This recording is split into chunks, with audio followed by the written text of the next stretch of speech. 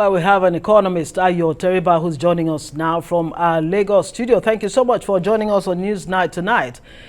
Well, it does seem that it depends on which side of the divide you belong to. Some say the timing is just wrong, while others say, look, there's no better time to come up with this plan to redesign the Naira. Let me get your thoughts first on that move by the CBN before we come to the finance minister's reaction. Mr. Teriba, if you're still there.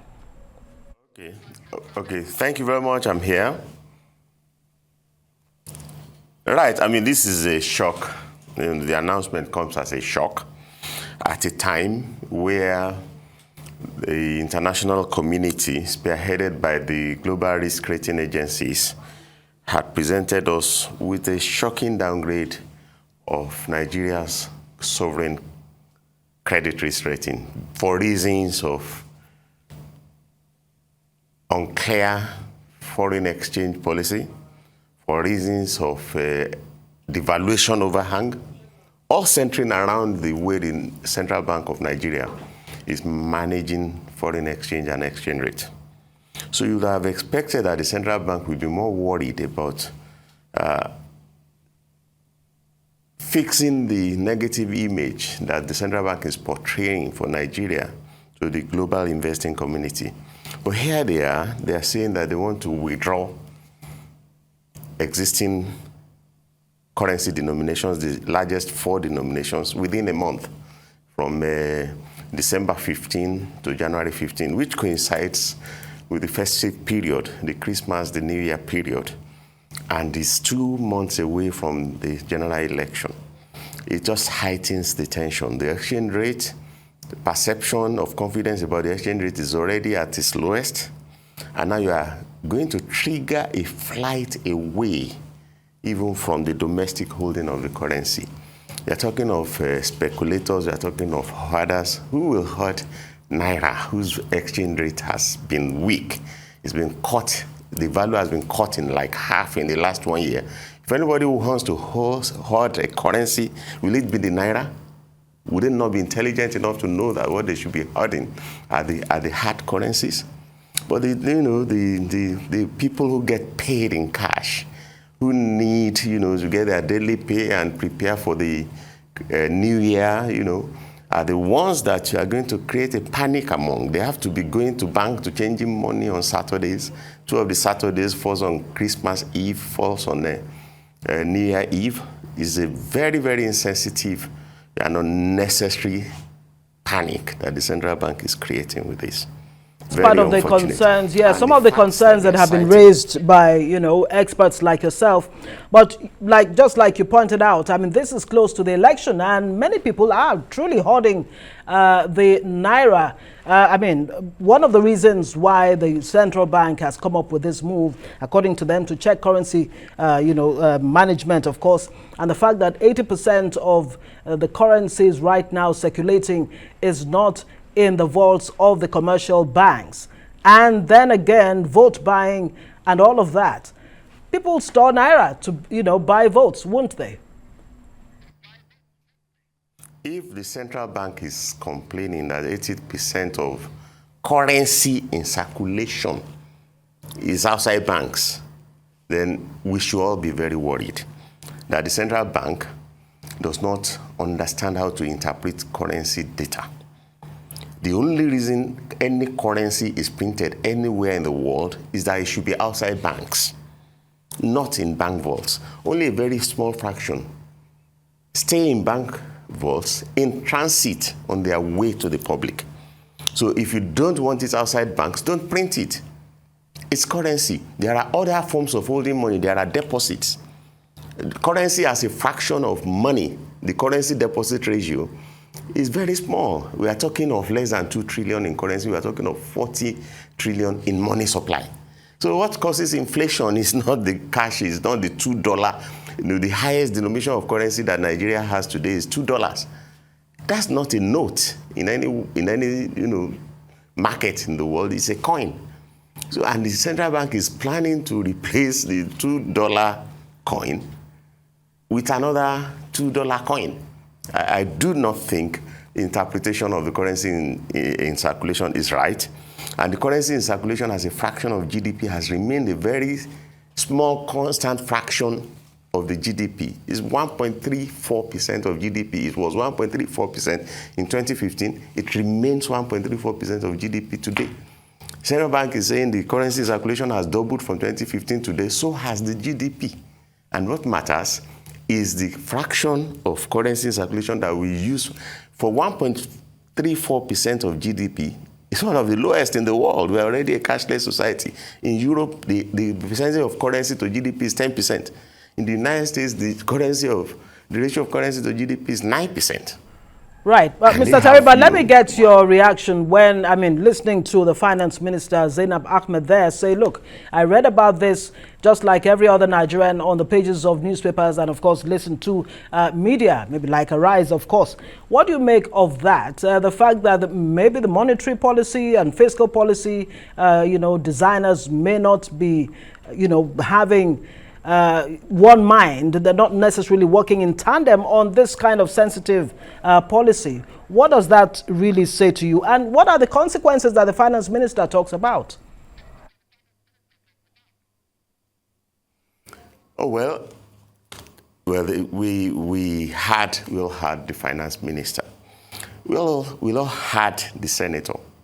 So we are saying that the finance ministry, who owns 100% of the equity of the central bank, was not carried along.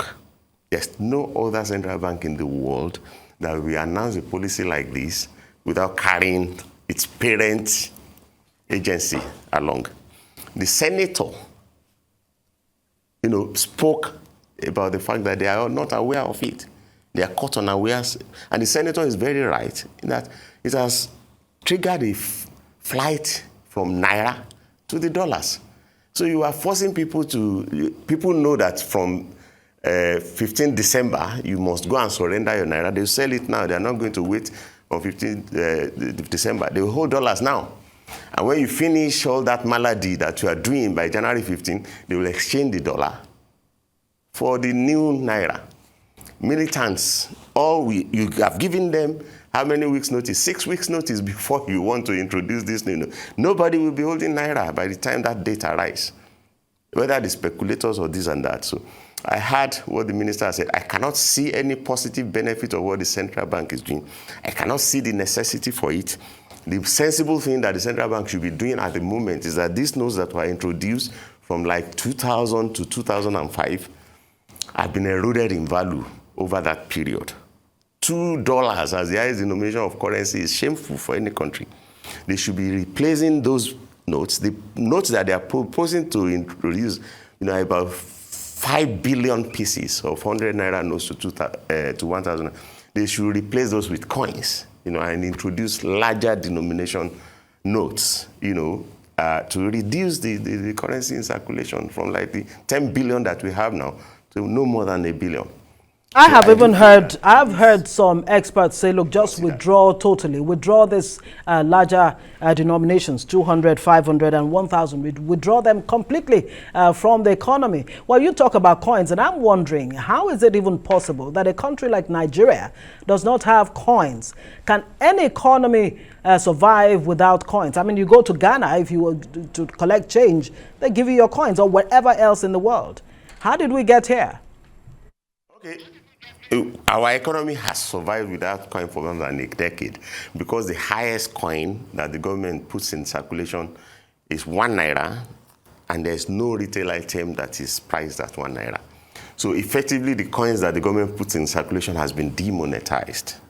For you to expect the public to use coin, you have to make sure that they can buy some retail items, like a bottle of pure water, a bottle of mineral. And it is this 100 Naira to 1,000 that fits that bill. In any other parts of the world, 1,000 Naira is just $2. It's a coin in England. It's a coin anywhere in the world. The lowest coin you find in England is $5. So Nigeria needs to introduce, new notes, maybe $2,000 to 10,000, 2,000 Naira to 10,000 Naira, which would be like, $4 to $40. And that will reduce the coins. And the rest, below 1,000 and below, should be coins.